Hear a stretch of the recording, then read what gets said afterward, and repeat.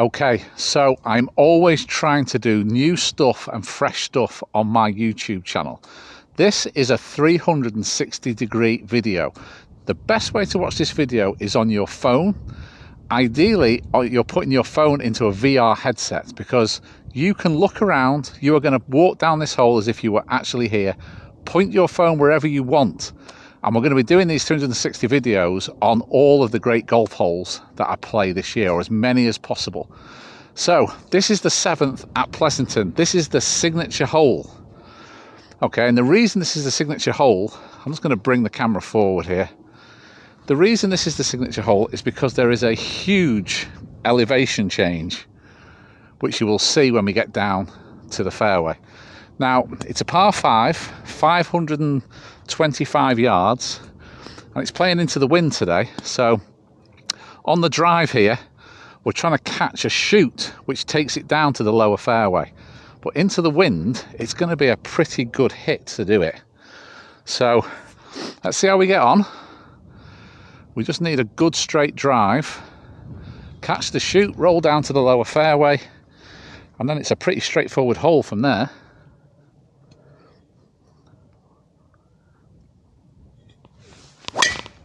Oh yeah, that should be good.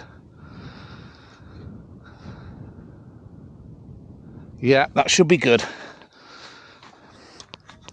That was a good hit. It needed to be a good hit today as well. In the summer, when it's really hard and bouncy, you can hit 3-wood here actually. So here we go. So over on the left hand side, I don't know whether you can see it, we've got the 9th green and the 10th tee. And then we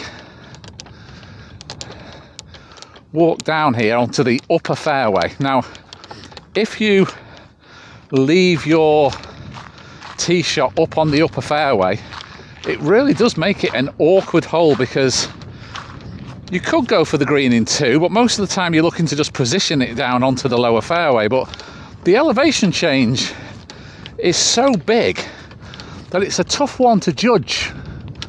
You've got to be very, very precise with your layup shot.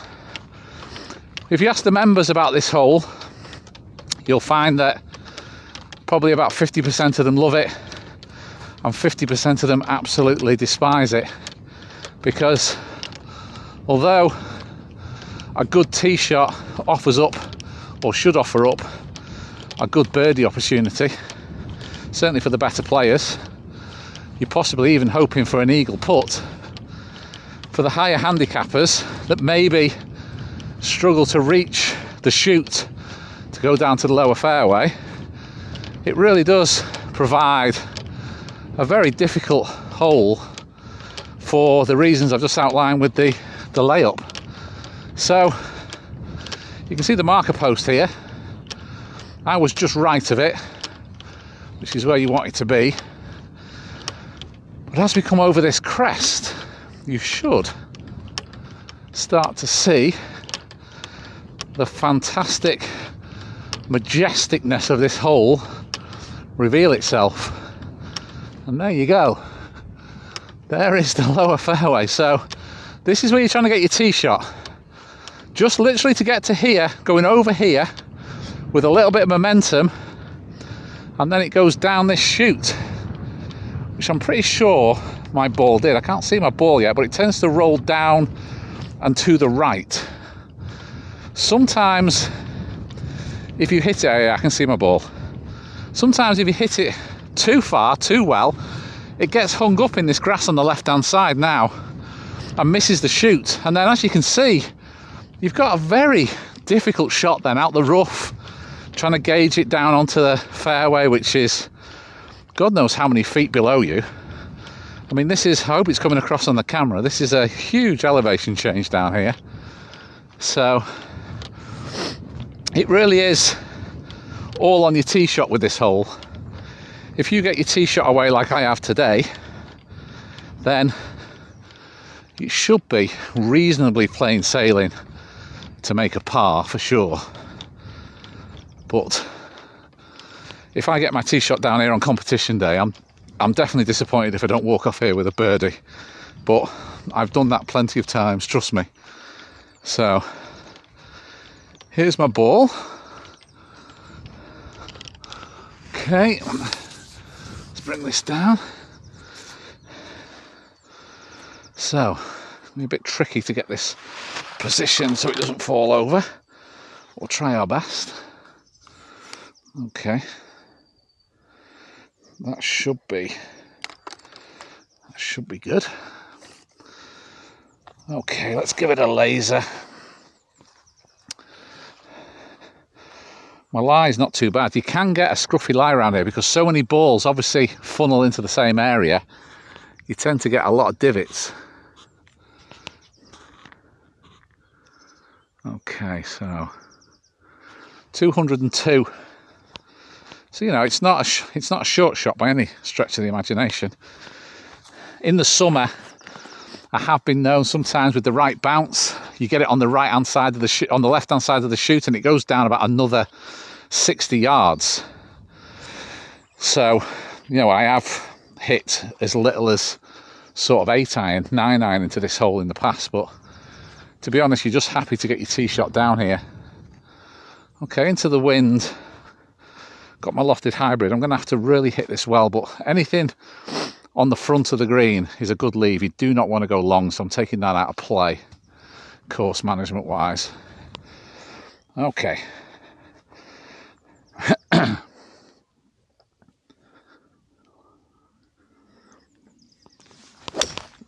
Oh, I've nailed it, but I've pulled it.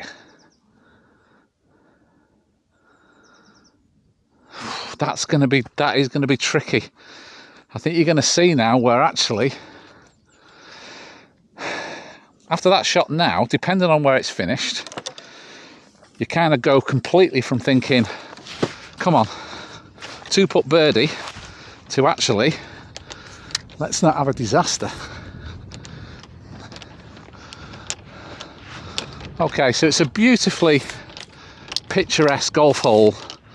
When you get down on this lower fairway, you've got all the just fields on the right hand side, all the sheeping, obviously the banking on the left hand side. This hole was redesigned 2 years ago now, and that bank used to be full of trees. They took all of those away to restore it to how it was originally designed. This bunker on the right, although there was a bunker there, it is new. It's been reshaped, it's had heather put on the top. Just looks a lot more sort of attractive. Doesn't really come into play. Obviously comes into play if you're laying up, but now as you can see, I've hit it towards that bench on the left hand side. I actually hit it really well.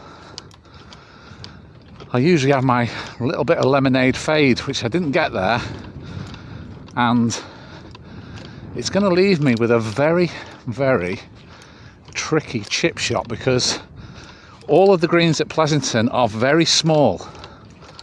So invariably, if you get pin high on a green at Pleasington, you're never going to be far away from the hole because they're all so small. But what that also means is when you miss a green, there's not a lot of room to play with for your chip shots. Now I can see my ball. It looks like it's in a little bit of ground under repair. So it's absolutely pin high. It's absolutely pin high. But as you can see, I've got the bunker in my way to a pin. Well, I wouldn't even say it's cut. It's in the middle of the green. And this is the tricky thing, you know. Make sure that's going to stay up. This is the tricky thing when the greens are so small, is the fact that you miss the green. It's not that they've cut the pin. So there's a blue line here for ground under repair. So at least I'm going to get to put it, hopefully. See, I've got to go nowhere near the hole, so I've got to come this way.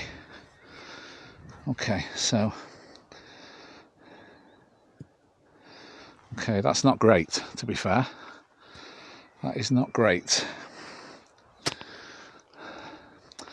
So like I say, my course management has completely changed now. I've gone from being very much on the attacking foot and trying to make birdie, give myself an eagle opportunity, to actually trying to make sure that the most I come out of here with is par, which means kind of ignoring that flag really. I'm just trying to just knock it past the flag, keep it on the green. It's going to take a good shot.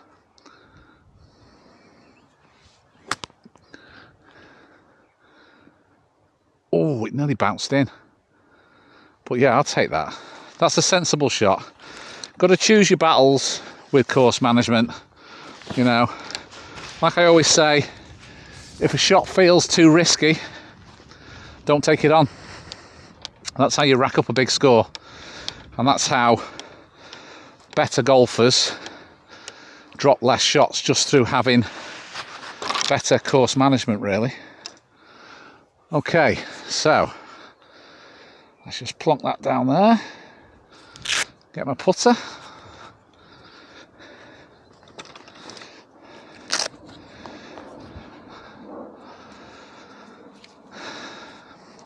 I always have the flag out.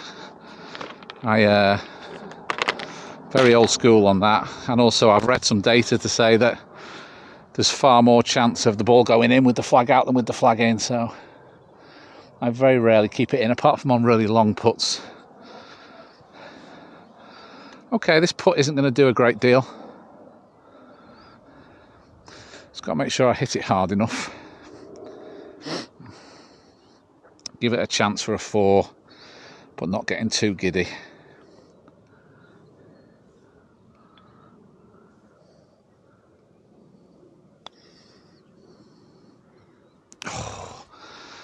Gave it a chance. You can't ask for much more than that.